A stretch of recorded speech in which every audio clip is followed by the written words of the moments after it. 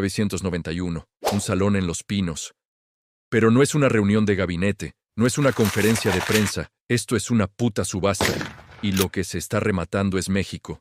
Telmex, la empresa que conectaba a todo el país, en venta, los bancos que guardaban el dinero de millones de mexicanos, regalados, las televisoras que controlaban lo que veías y creías, compradas, todo, absolutamente todo estaba en el mostrador. Y los compradores no eran mexicanos comunes. Eran los elegidos, los conectados, los que ya sabían cómo iba a terminar el juego antes de que empezara. Porque esta subasta tenía trampa, güey. No ganaba el que ofrecía más dinero, ganaba el que ya tenía el trato cerrado con Salinas. Y mientras todo esto pasaba arriba abajo en las sombras, el narco estaba abriendo cuentas en esos mismos bancos recién vendidos. Raúl Salinas estaba depositando millones en Nueva York, y los medios te vendían la idea de que México se estaba modernizando. Bienvenido al capítulo más cabrón de esta serie, el día que vendieron tu país y te dijeron que era progreso. Esto es La Caja Negra México, y esto apenas empieza. Para entender lo que pasó en los 90, hay que regresar tantito. Salinas llegó al poder en diciembre del 88 con un problema enorme. La mitad del país sabía que había robado la elección. No tenía legitimidad. Estados Unidos lo veía con desconfianza. Y México estaba quebrado. Entonces, Salinas necesitaba tres cosas urgentes. Primero, dinero rápido para financiar Pronasol, ese programa social que usaba para comprar lealtades y lavar dinero del narco como vimos en el capítulo anterior. Segundo, legitimidad internacional. Necesitaba que Bush padre, que Wall Street, que el Fondo Monetario Internacional lo vieran como el presidente reformista que México necesitaba. Y tercero, crear una nueva clase de ricos que le debieran todo a él. Empresarios que sin Salinas no serían nada y que por eso lo protegerían para siempre. ¿Y cómo consigues esas tres cosas de un chingazo? Vendiendo el país. El plan era simple pero brutal. Agarrar todas las empresas públicas que México había construido en 50 años. Telmex, los bancos, Aeroméxico, los ferrocarriles, Altos Hornos, y rematarlas a precio de descuento a tus cuates. Pero no podías hacerlo así nada más. Necesitabas una narrativa, una historia bonita que convenciera a la gente de que vender el país era bueno para el país. Y ahí es donde entra la palabra mágica de los 90, privatización. En papel, sonaba chingón.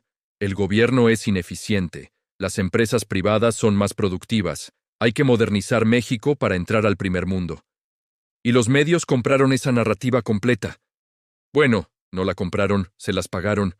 Pero ya llegaremos a eso. Salinas contrató economistas de Harvard, trajo consultores gringos, hizo presentaciones en PowerPoint antes de que existiera el PowerPoint, todo para vender la idea de que México estaba haciendo lo correcto.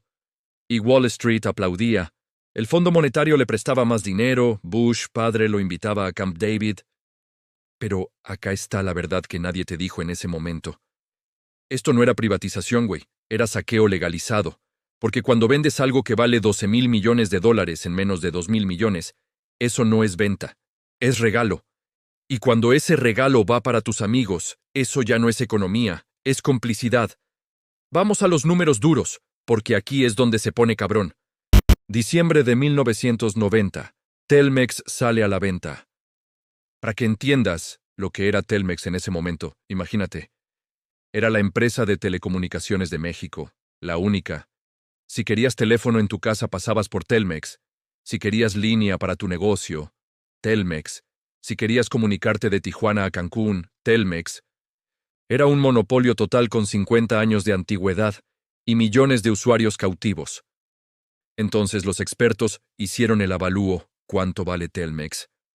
La respuesta, entre 10 y 12,000 millones de dólares, esa era una empresa que generaba ingresos garantizados año tras año, con infraestructura en todo el país y cero competencia. ¿Por cuánto se vendió? 1,760 millones de dólares, menos del 15% de su valor real. Espérate, ¿cómo vergas vendes algo que vale 12,000 millones en menos de 2,000? Fácil, manipulas la subasta. Primer truco, limitas quién puede participar. Solo grupos preaprobados con músculo financiero, o sea, los cuates del régimen. Segundo truco, les das información privilegiada a los compradores que ya elegiste. Les dices cuánto ofertar, cómo estructurar el pago, qué decir en las juntas. Tercer truco, el ganador ya estaba decidido antes de que empezara la subasta. ¿Y quién ganó? Carlos Slim Helú. Pero ojo, Slim no compró Telmex solo. Se asoció con Southwestern Bell, una empresa gringa de telecomunicaciones, y con France Telecom. ¿Te das cuenta del mensaje? México se abre al mundo, inversión extranjera, modernidad. Pero la realidad era otra. Slim puso una fracción del dinero, los gringos pusieron capital, y entre todos se quedaron con el monopolio más grande de México. Y acá está lo que casi nadie sabe. Parte del trato incluía que Telmex seguiría siendo monopolio por 6 años más. O sea, Slim no solo compró barato, compró con garantía de que nadie le iba a competir. ¿Te imaginas? Compras la única empresa de teléfonos del país a precio de descuento, con el gobierno garantizándote que vas a seguir siendo el único por media década. Eso no es libre mercado, hermano. Eso es capitalismo de cuates. Y mientras todo esto pasaba, ¿qué decían los medios? Televisa, el noticiero de Jacobo Zabludovsky, los periódicos. México entra a la modernidad, Telmex se privatiza. Carlos Slim, el empresario visionario que apostó por México. Nadie te decía que se vendió regalada. Nadie te explicaba que Slim tenía información privilegiada. Nadie cuestionaba por qué un monopolio seguía siendo monopolio después de privatizarse. Y la prensa gringa también compraba el cuento, The Wall Street Journal. Mexico's Bold Privatization, The New York Times, Salinas, The Reformer. Porque Bush padre necesitaba que México luciera bien para empujar el Tratado de Libre Comercio, y Salinas necesitaba quedar bien con Bush. Entonces todos ganaban. Slim se hizo multimillonario, Salinas consiguió legitimidad internacional, los gringos metieron capital a México, y los medios vendieron la ilusión. ¿Y tú? Tú seguiste pagando las tarifas más caras de telefonía en América Latina por los siguientes 20 años. Pero Telmex era solo el principio. Lo que venía después era todavía peor, porque cuando privatizas un monopolio es una cosa, pero cuando privatizas los bancos, ahí sí te chingas al país completo. 1991 a 1992, la venta de los bancos. Contexto rápido, en 1982, López Portillo había nacionalizado la banca. Defenderé el peso como un perro, ¿te acuerdas? Pues los bancos pasaron a ser propiedad del gobierno. ¿Y qué hizo Salinas 9 años después? Los reprivatizó, pero acá está el detalle. No los vendió a banqueros con experiencia, no los vendió a instituciones financieras serias, los vendió a empresarios que nunca en su puta vida habían manejado un banco. Entre 1991 y 1992 se vendieron 18 bancos. Banamex, Bancomer, Serfin, Atlántico, Promex, todos. Y los compradores eran cuates del régimen con dinero pero sin idea de cómo manejar dinero ajeno. Roberto Hernández compra Banamex, Eugenio Garza Lagüera compra Bancomer, Jorge Lankenau compra Mexicano, y así. El problema no era solo que fueran inexpertos, el problema era que compraban los bancos. Con dinero prestado, literal pedían préstamos para comprar bancos. Imagínate la locura, compras una institución financiera con deuda y luego usas el mismo banco para pagarte a ti mismo. ¿Y cuánto pagaron?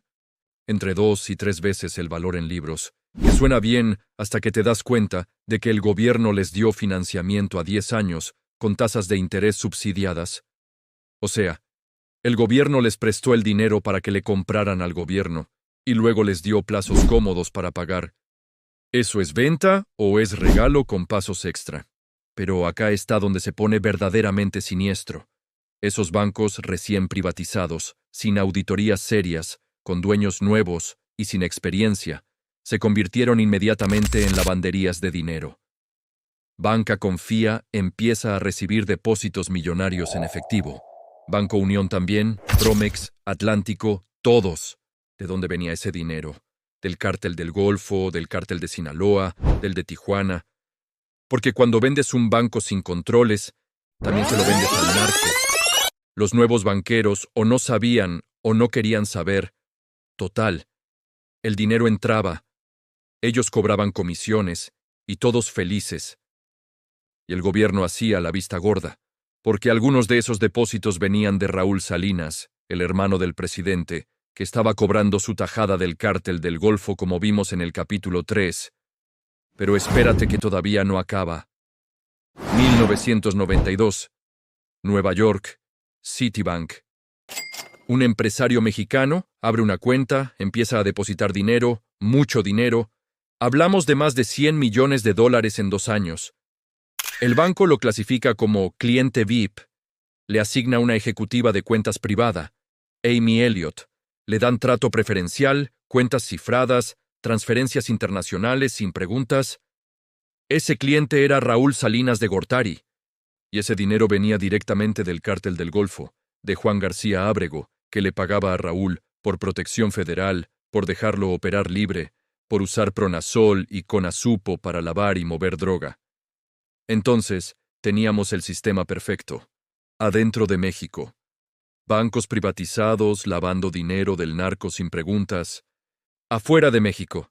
Raúl Salinas depositando millones en Citibank sin que nadie lo tocara.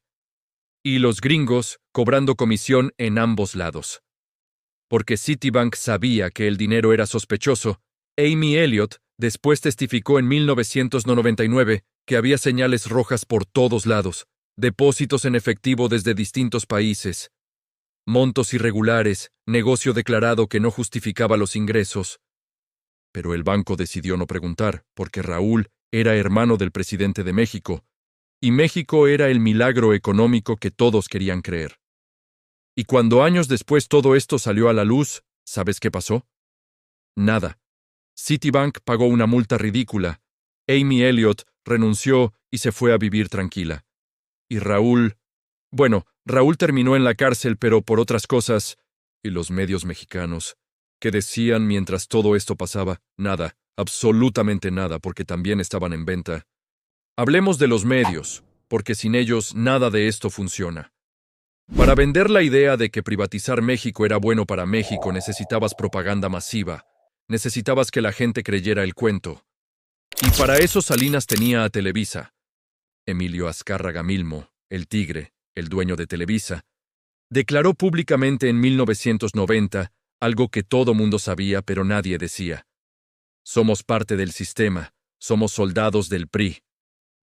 No lo dijo en secreto, lo dijo en una junta con anunciantes, orgulloso, sin pena. Y así operaba Televisa en los 90. El noticiero de las 10 con Jacobo Zabludovsky tenía el 95% del rating en noticias. Lo que Zabludovsky decía era la verdad oficial, y lo que no decía simplemente no existía.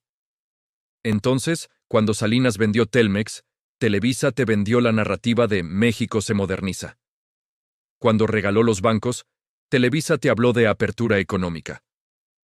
Cuando Pronasol lavaba dinero del narco, Televisa te mostraba a Salinas repartiendo despensas en pueblos pobres. ¿Y sabes por qué Televisa hacía eso? Porque el gobierno era su principal anunciante. Entre 1988 y 1994, el gobierno de Salinas gastó más de $180 millones en publicidad oficial, y la mayoría se fue a Televisa.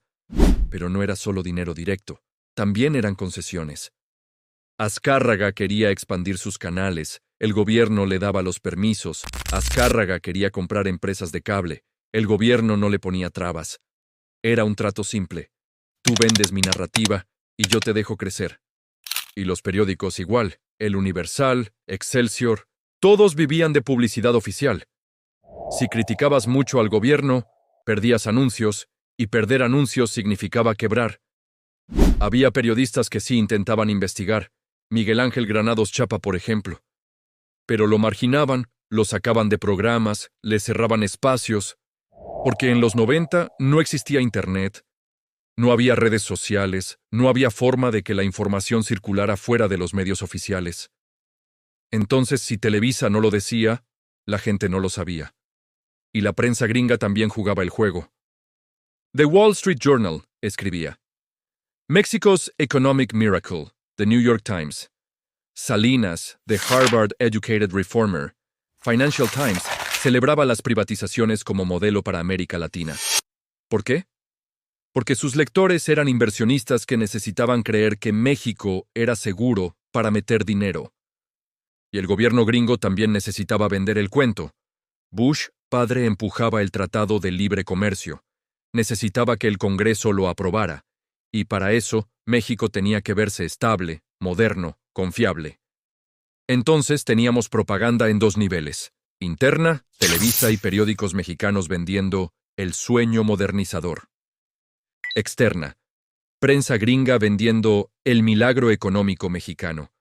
Y en medio de toda esa propaganda, la verdad enterrada. La verdad de que Telmex se vendió regalada, la verdad de que los bancos estaban lavando dinero del narco, la verdad de que Raúl Salinas tenía 100 millones en cuentas gringas, la verdad de que todo esto era un sistema diseñado para saquear, pero esa verdad no se iba a saber hasta años después, cuando ya era demasiado tarde, cuando el país ya estaba vendido, cuando los oligarcas ya estaban hechos, cuando el narco ya controlaba sectores enteros de la economía. Y para entonces, los medios iban a decir, nadie lo vio venir. Mentira, lo vieron, lo supieron y decidieron callarse. Pero no solo eran Telmex y los bancos. Se vendió Aeroméxico, la aerolínea nacional, y con ella el control sobre quién volaba qué en rutas internacionales. Se vendieron los ferrocarriles. O bueno, empezó el proceso que terminaría en el 95. Y con eso el narco tuvo acceso a transportar droga en trenes privados, con menos controles. Se vendieron carreteras, se concesionaron autopistas, se privatizó la industria acerera, se remataron ingenios azucareros. Todo lo que México había construido en décadas de nacionalismo revolucionario se puso en venta en menos de 6 años, y cada venta traía la misma dinámica. Avalúo inflado en papel, venta por debajo del valor real, comprador conectado con el régimen, financiamiento del gobierno, 0 auditorías, y cada privatización abría una puerta nueva para el narco. Aerolíneas privadas moviendo droga en vuelos comerciales, ferrocarriles privados transportando cargamentos en vagones sin revisar, carreteras concesionadas donde los empleados ganaban 5,000 pesos al mes y aceptaban 50,000 por no ver lo que pasaba, porque cuando privatizas sin controles no estás modernizando, estás desmantelando la capacidad del Estado para vigilar lo que pasa en su propio territorio. Y eso era exactamente lo que el narco necesitaba. Un gobierno que mirara para otro lado mientras los negocios crecían. Y Salinas no solo miraba para otro lado, estaba cobrando. Su hermano Raúl era el operador directo. Su familia tenía conexiones con el cártel del Golfo desde los 60, como vimos en capítulos anteriores. Esto no era corrupción aislada, güey. Era el sistema completo funcionando como estaba diseñado. Arriba, políticos vendiendo el país y cobrando comisiones. En medio, empresarios comprando barato y haciéndose oligarcas. Abajo, narco lavando dinero y expandiendo rutas. Afuera, gringos invirtiendo y cobrando intereses. Y rodeando todo, medios vendiendo la mentira de que esto era progreso. Entonces conectemos todo lo que hemos visto en estos 4 capítulos. Capítulo 1. Salinas roba la elección del 88, llega sin legitimidad. Capítulo 2. Aplasta a la quina para mostrar fuerza interna. Captura a Félix Gallardo para quedar bien con los gringos. Capítulo 3. Raúl Salinas pacta con el cártel del Golfo. Pronasol lava dinero. Se consolida el narcoestado. Y ahora capítulo 4. Salinas vende el país para conseguir dinero rápido, crear oligarcas leales y legitimarse con Bush y Wall Street. ¿Ves cómo todo está conectado? No son escándalos aislados, es un sistema. Cada pieza sostiene a las demás. Necesitabas el fraude electoral para que Salinas llegara al poder. Necesitabas aplastar a la quina para demostrar autoridad. Necesitabas el pacto con el narco para financiar Pronasol. Necesitabas Pronasol para comprar lealtades mientras vendías el país. Necesitabas vender el país para crear oligarcas que te protegieran después. Necesitabas a los medios para que nadie cuestionara nada de esto. Y necesitabas a los gringos mirando para otro lado a cambio de acceso al mercado mexicano. Ese era el México de los 90, un país en subasta donde todo se vendía. Empresas, bancos, rutas de droga, lealtades, verdades. Y la pregunta que queda es, ¿quién pagó el precio de todo esto? ¿Tú? Tú que pagaste tarifas infladas de teléfono por 20 años porque Telmex seguía siendo monopolio. Tú que perdiste tus ahorros cuando los bancos quebraron y el gobierno tuvo que rescatarlos con Fobaproa. Tú que viviste la violencia que venía cuando los cárteles fragmentados empezaron a pelearse el territorio. Ellos vendieron, ellos cobraron, ellos se hicieron ricos, y a ti te dejaron la cuenta. Pero la historia no termina aquí, hermano. Porque justo cuando Salinas consolidaba su modelo perfecto de saqueo legalizado, algo estaba pasando en las sombras que nadie esperaba. La captura de Félix Gallardo en el 89 fragmentó el narcotráfico mexicano, creó nuevos cárteles que antes no existían: Sinaloa, Tijuana, Juárez. Y esos cárteles nuevos necesitaban territorio, rutas, poder. Entonces empezaron a pelearse entre ellos de una forma que México nunca había visto. 1993, Guadalajara, Aeropuerto Internacional. Un cardenal de la Iglesia Católica termina acribillado en la cajuela de un carro. El gobierno dice que fue fuego cruzado, que se confundieron los sicarios, que iban tras alguien más. Pero la verdad es mucho más oscura que eso. Y ese asesinato, el del cardenal Juan Jesús Posadas Ocampo, marca el momento exacto donde el narco deja de operar en silencio y empieza a operar con violencia abierta.